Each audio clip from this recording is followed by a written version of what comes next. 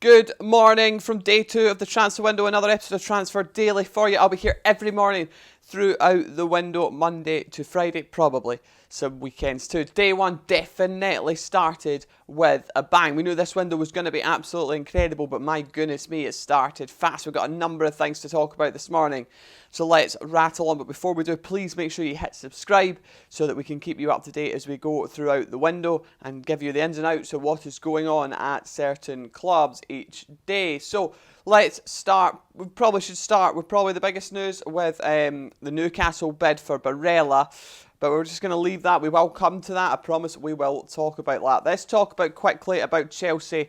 Let's get that out of the way. Let's talk about Chelsea's day yesterday with Inter Milan. Andre Onana, I do have some detail here that may or not have been out. My understanding, and I'm told, that there can be a deal done for around the £50 million mark. There is a belief within the Chelsea camp, and I believe within the Onana camp, that Chelsea can get a deal done for around £50 million. Now, Inter Milan want €70 million, which is nearer the 60 mark, and Chelsea are not happy paying that. However, if they can get Inter down, which there's a belief they can do, there's a deal to be done there. Chelsea do not want to loan Koulibaly or Lukaku. They'd rather sell them. And you're starting to see now what people have been talking about over the last couple of weeks, where Chelsea need to sell players. They're in a position for FFP purposes, for finance purposes, that they need to sell.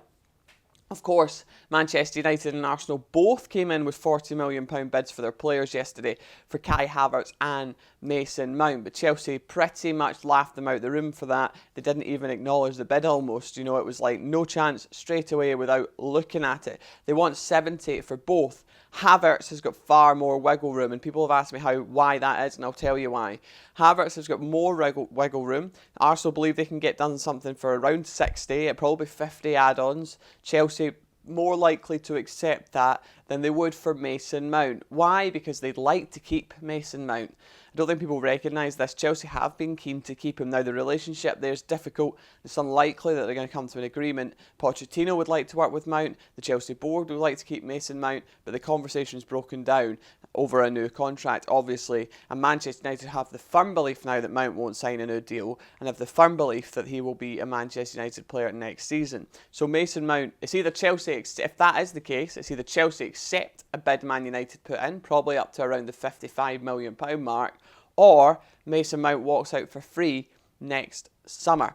And that would, I suppose, in Chelsea's benefit, give Pochettino a whole season to try and convince him to stay at Stamford Bridge. So they will be back, Arsenal, Manchester United. It could even be today. They will be back with new bids for Mason Mount. They will be back with a new bid for Kai Havertz. So please watch out for that one. Speaking of Manchester United, though, Harry Kane becoming more and more difficult as time goes on. They would like Harry Kane. They've always loved Harry Kane. But Spurs are reluctant to sell him to a Premier League rival. Daniel Levy looking for around the £100 million mark for Harry Kane. And there's younger strikers like Hojlund who are getting Manchester United's attention. Hojlund is someone that they really, really like.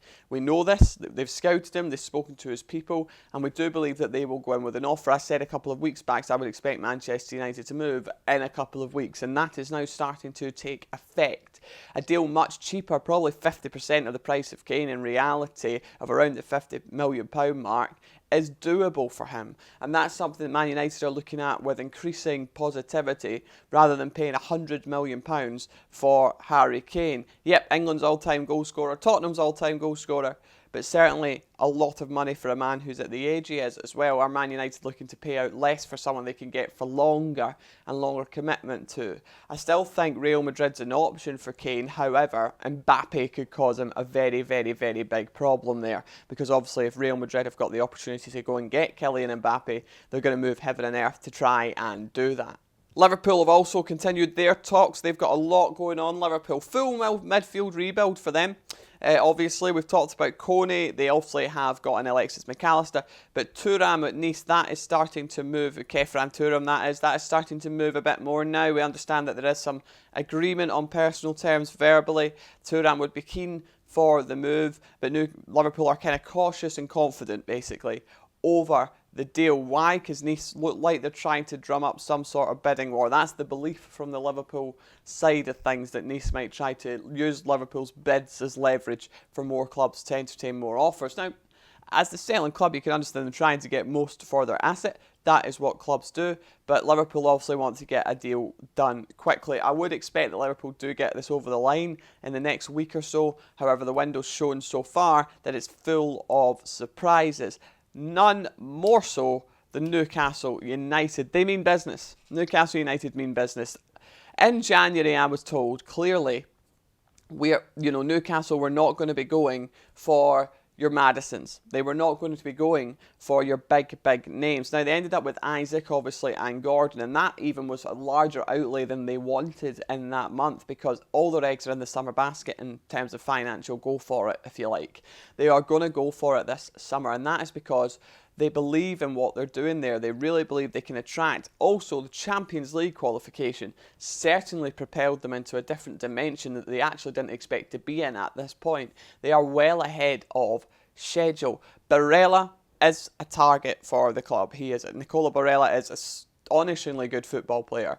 And if Newcastle actually managed to pull this off, it would be an incredible bit of business. Now, there's a belief that they can get a deal done for around the £50 million mark, and Milan would rather probably have around the £70-75 million mark, which, to be fair, feels a bit more realistic for the type of player we're talking about here. I reckon they'll find somewhere in the middle of that if Newcastle are to move on a deal. There's been early talks going on.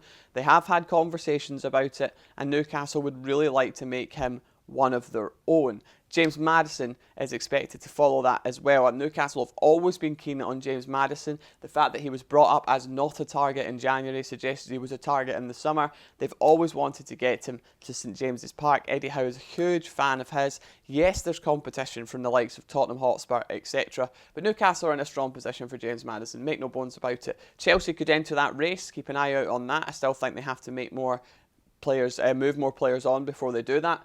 But Newcastle in a strong position. I would expect movement on that in the coming weeks. There's already been conversations had anyway about this, and Maddison, as far as I'm aware, would be quite keen on that move. So keep an eye on that. But what I will say to those naysayers out there saying Newcastle could never sign Barilla, and it would take some convincing, there's absolutely no doubt about that, is there's a lot of people who said they would never sign Bruno Guimaraes when they got him. You got to remember, he was wanted by the likes of Real Madrid, AC Milan, the amount of clubs that were in for him.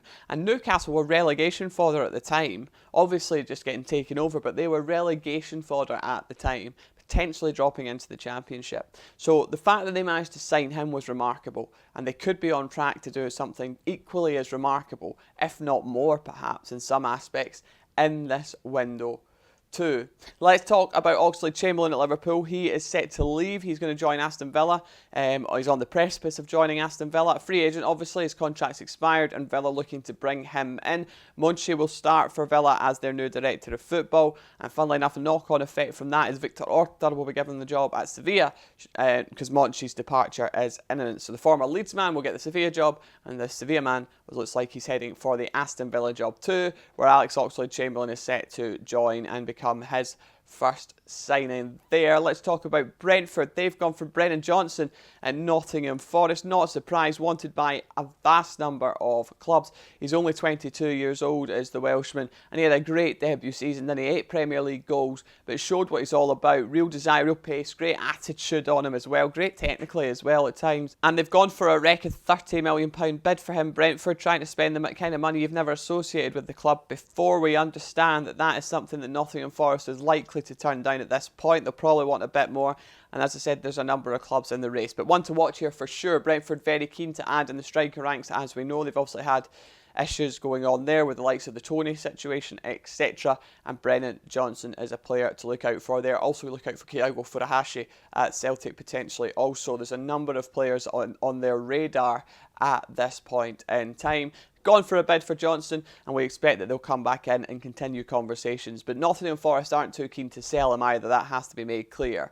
And if they do want to sell him, they want to get bang for their buck. Now, of course, PSG are huge fans of Silva. They'd love to bring him to Paris. We know this. Discussions have happened between the players' side and Paris Saint-Germain. We believe there's a real kind of understanding there that something could be done as well. Bernardo Silva is still to announce what he wants to do. Manchester City looking for around that £17 million mark for Bernardo Silva this summer if he is to go.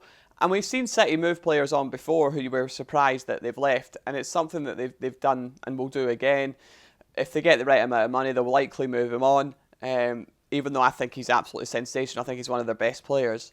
And that's a personal opinion, because Manchester City have the ability to replace him with someone equally or nearly as good who can become as good. So it's certainly something to watch out for. The treble winner, obviously, they've won. He's been sensational for them this season. He's been sensational for them since he signed, but he could be on his way to Paris if they can reach that number.